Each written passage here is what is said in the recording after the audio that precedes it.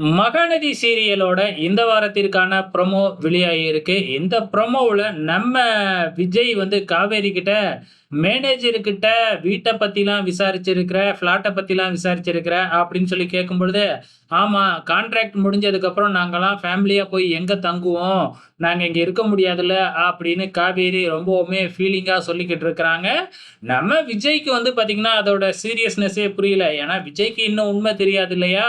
So இந்த யமுனாவும், நிவினும் சேர்ந்து வச்ச எல்லாம் பண்ணி வச்ச குழப்பத்தினால, எல்லாம் குழம்பி போய் இருக்கிறாங்க. நம்ம விஜய் அவங்க தாத்தா கிட்ட வந்து காவேரியோட பொறந்த நாள் வருது. அந்த பொறந்த நாளுக்காக நான் காவேரிக்கு ஒரு சர்ப்ரைஸ் வச்சிருக்கேன்.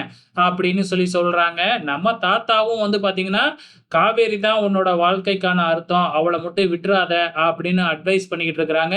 அதே நேரம் நம்ம விஜயும் வந்து பார்த்தீங்கன்னா, "கண்டிப்பா அவள நான் விட்டுக் குடுக்க மாட்டேன்" அப்படின்னு மனசுக்குள்ளாரயே நெனச்சுக்கிட்டு இருக்கிறாங்க.